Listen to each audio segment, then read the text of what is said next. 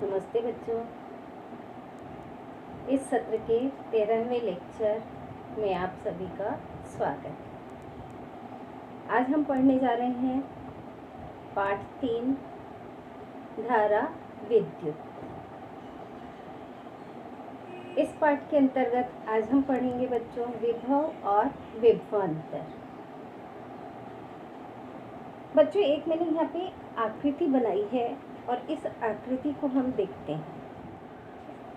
यहाँ पे ये आकृति दिखाई दे रही बच्चों, इसमें 2 बॉटल है, दोनों में समान पानी भरा हुआ है, समान स्तर तक यानी लेवल तक, और दोनों ही बॉटल एक नली के द्वारा जोड़ी गई है और बीच में यहाँ पे क्लिप लगाई गई है और इस बॉटल को स्टूल के ऊपर रख दिया गया ऊंचाई पे। दोनों में पानी का स्तर समान है,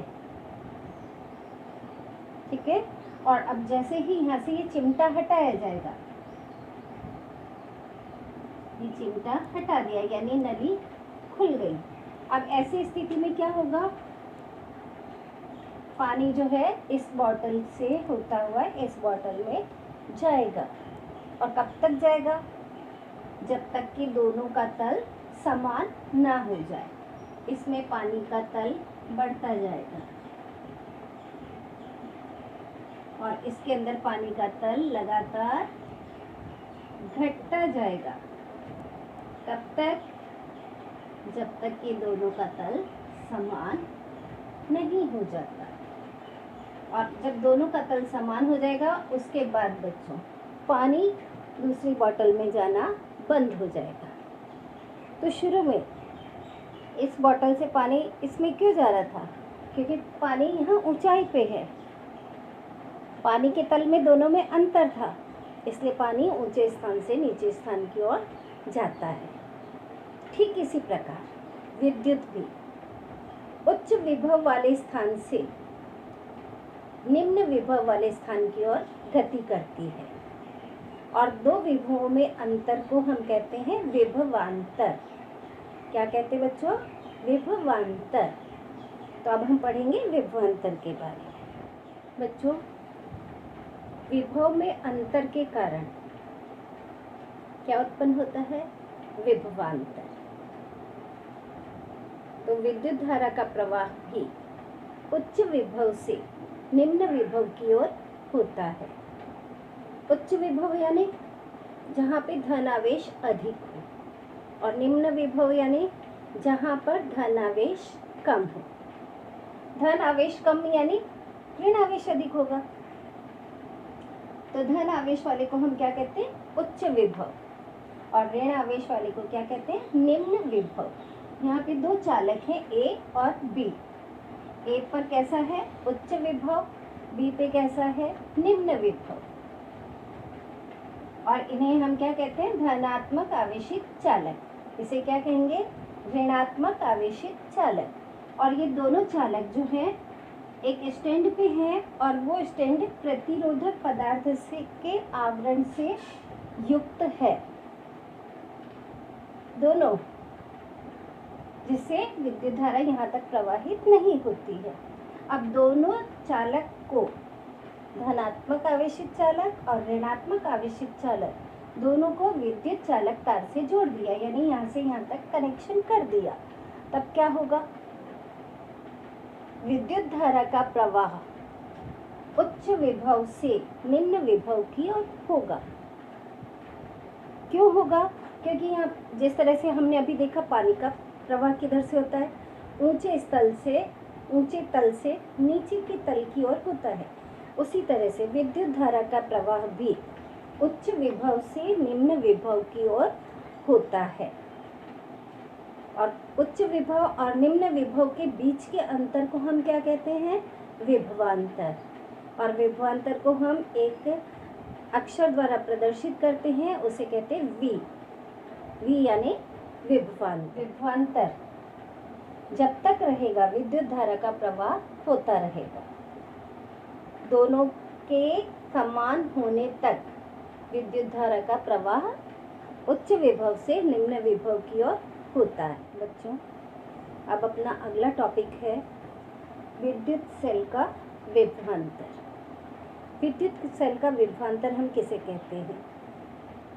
अभी आपने देखा विद्युत चालक ए को बी से जोड़ने पर उच्च विभव से निम्न विभव की ओर विद्युत धारा का प्रवाह शुरू हो जाता है। सेल में बच्चों उच्च विभव और निम्न विभव दोनों होते हैं। जब सेल के उन दोनों अग्रों को सुचालक तार से जोड़ दिया जाता है तो तार में से विद्युत धारा प्रवाहित होने लगती है। ये विद्युत धारा यानी इकाई विद्युत आवेश को दो बिंदुओं के बीच स्थानांतरित करने के लिए किए गए कार्य को उन दो बिंदुओं के बीच का विभवांतर कहते हैं। तो विभवांतर की परिभाषा क्या हुई बच्चों? इकाई विद्युत आवेश को दो बिंदुओं के मध्य स्थानांतरित करने पर किए गए कार्य को उन दो बिंदुओं के मध्य का विभवांतर कहते हैं। दो बिंदुओं के बीच का विभवांतर बराबर कार्य बटे स्थानांतरित हुआ कुल आवेश। विभवांतर को हम V अक्षर द्वारा प्रदर्शित करते हैं और कार्य को बच्चों पढ़ चुके हैं आप, किससे प्रदर्शित करते हैं? W के द्वारा। तो W और विद्युत आवेश को हम Q अक्षर द्वारा प्रदर्शित करते हैं। तो V बराबर W बटे Q यानी विभवांतर बराबर कार्य बटे आवेश। कौन सा आवेश? स्थानांतरित हुआ कुल आवेश। अब बच्चों विभवांतर, अगर विभवांतर का मान 1 हमें प्राप्त करना है तो कैसे प्राप्त होगा? W किया गया कार्य, इसका मान 1 आए और इसका मान भी 1 आए। W क्या है? कार्य, और कार्य की इकाई क्या होती है? हमें किसका मान 1 प्राप्त करना है? 1 वोल्ट। और W कार्य है, कार्य की इकाई 1 जूल ये जूल होती है और आवेश की इकाई होती है कूलाम। कूलाम को हम C द्वारा भी लिखते हैं। तो 1 जूल बटे 1 कूलाम बराबर क्या हो गया? 1 वोल्ट। ये वोल्ट जो है इस विभवांतर की इकाई है। तो विभवांतर की इकाई को हम क्या कहते हैं? वोल्ट। ऐसा ही प्रणाली में विभवांतर की इकाई वोल्ट है। अब बच्चों यहाँ पे विभवांतर का हम सूक्ष्म मान भी ज्ञात कर सकते हैं। तो उसके लिए इकाई कौन सी होगी? वोल्ट जो है वो सामान्य ऐसा ही प्रणाली में इकाई है, उससे छोटी होती है मिली वोल्ट और उससे भी छोटी होती है माइक्रो वोल्ट। तो 1 मिली वोल्ट बराबर कितना होता है? 10 की घाते -3 वोल्ट के। और 1 माइक्रो वोल्ट, ये अक्षर बच्चों माइक्रो का है। 1 माइक्रो वोल्ट बराबर 10 की घाते -6 वोल्ट। उसी तरह से विभवांतर का बड़ा मान प्राप्त करने के लिए हमारे पास दूसरी इकाइयाँ हैं। 1 किलो वोल्ट बराबर 10 की घाते 3 वोल्ट। 10 की घाते 3 वोल्ट। उसी तरह से 1 मेगा वोल्ट, ये M है, मेगा को प्रदर्शित करता है। 1 मेगा वोल्ट बराबर 10 की घाते 6 वोल्ट। तो हमने बड़ी इकाई और छोटी इकाई दोनों देखी। विभवांतर का मान प्राप्त करने की बड़ी इकाई और विभवांतर का मान प्राप्त करने की छोटी इकाई। तो बच्चों आज हमने क्या पढ़ा?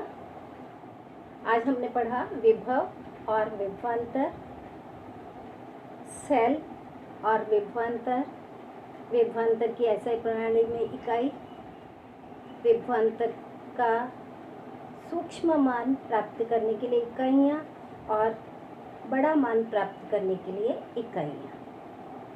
तो आज के लिए बच्चों इतना ही। धन्यवाद।